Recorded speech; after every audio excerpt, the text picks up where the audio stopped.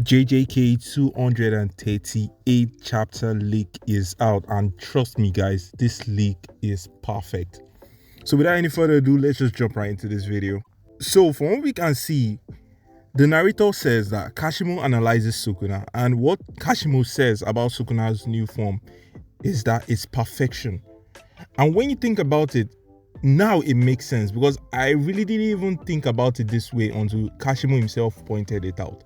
And Kashimo said that the fact that Sukuna has 4 arms, he can use 2 for fighting, he can also use 2 for chanting. And the fact that he has 2 mouths, he can use 1 for talking, he can use another one for chanting. So like, Sukuna is literally optimal at this moment. And when I think about it, that makes so much sense, because I was always wondering why does he have 4 arms? Why does he have 2 mouths? But when you really think about it that way, it actually makes sense. And this is one thing I love about Geike. Geike is always on point whenever he does things like this. We can even see that the narrator even goes to hype Sukuna up by saying that Sukuna was able to defeat some of the major clans in the Heian era. And that shit is amazing, because when you have to really think about it, that's to show you the strength that Sukuna has. That's to show you the power that Sukuna has. And definitely this shows without any argument that Sukuna got a power boost. Like, this definitely shows that this form is by far powerful than Meguna. And this makes so much sense. That's the reason why Gojo said that Sukuna wasn't going all out. Maybe because Gojo saw that Sukuna wasn't really optimizing and using his power, because he couldn't really use his power because he was in Meguna's body. And now Sukuna is just overpowered, which I'm loving.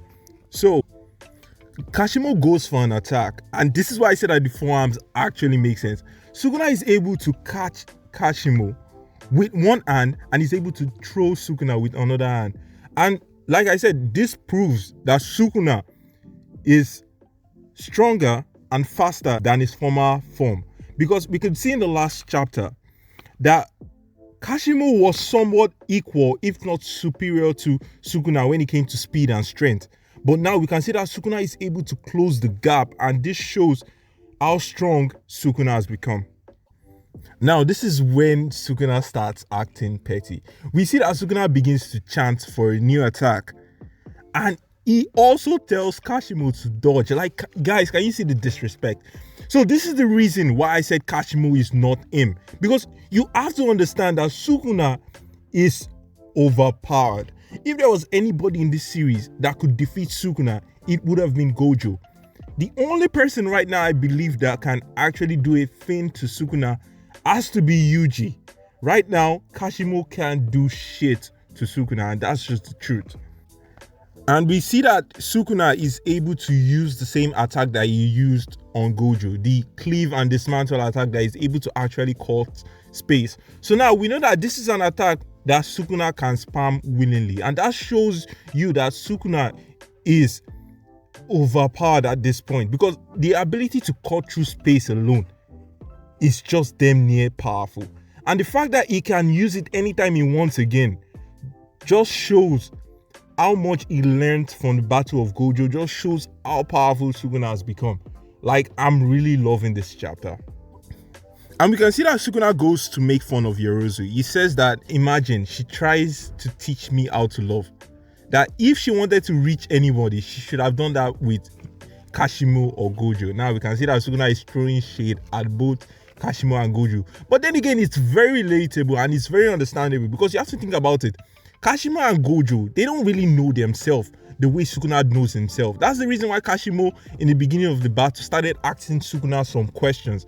And Sukuna said to Kashimo that at the end of the day, he's as greedy as Gojo, because you want to make something that's supposed to be very simple complicated. And that's to show that Sukuna has figured out what he is. Sukuna has figured out what he wants for himself. One thing that is definite is that it is so apparent right now that Sukuna is overwhelming Kashimo.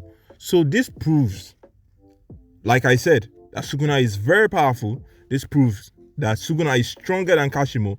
And I believe that at this point, the only way Kashimo can actually stand up to Sukuna at this point is if he's able to pull off if he's able to pull out something that is overpowered, which I don't really see that happening. Sukuna now goes to tell Kashimo the reason why he doesn't think the way Kashimo and Gojo does. The reason why he's contented being the way he is. And he says that why should he feel lonely when he knows that he is loved and both hated because of his power?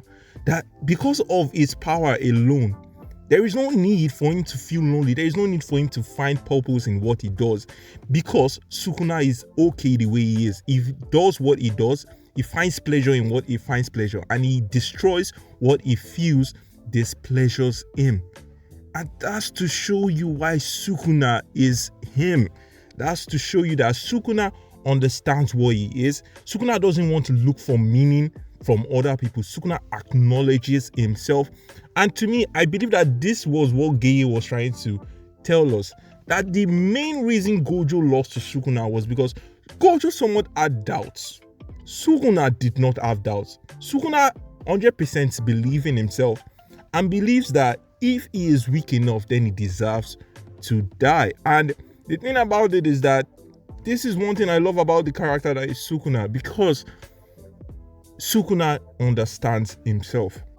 And then we finally see something that actually put a smile on my face. And this is really cool. We see that Yuji and Igarime pulls up on Sukuna. Now, this wouldn't be a Sukuna-centric chapter without Sukuna trying to destroy Yuji, without Sukuna trying to abuse Yuji. And Sukuna says to Yuji, like, say, what are you doing here? What do you think you can do?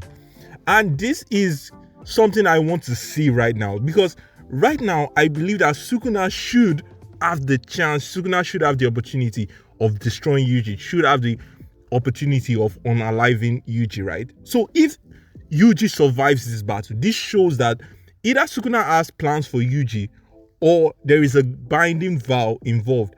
And this was something I said in a video that I made, the reason why Sukuna didn't destroy Yuji. And I recommend you to really watch that video, because I believe that there is a binding vow involved. I believe that there is something that Yuji still has to do. That's the reason why Sukuna has not ended Yuji.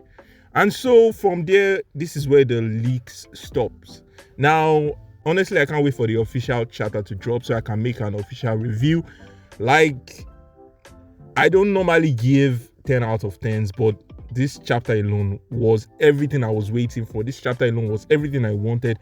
Gege continuously cooks, and we could see that, and we can see that the quality of the manga hasn't even dropped after the battle with Gojo versus Sukuna. And this is one thing I really love about Gege. So yeah, that'll be all for today's video, guys. If you like what I had to say, like, sub, do the normal things, and definitely wait for my review that is going to come when the official JJK manga is out. So yeah, thank you very much for the love. Thank you very much for the support. Please like, please share, do the normal thing, and I'll be seeing you guys later.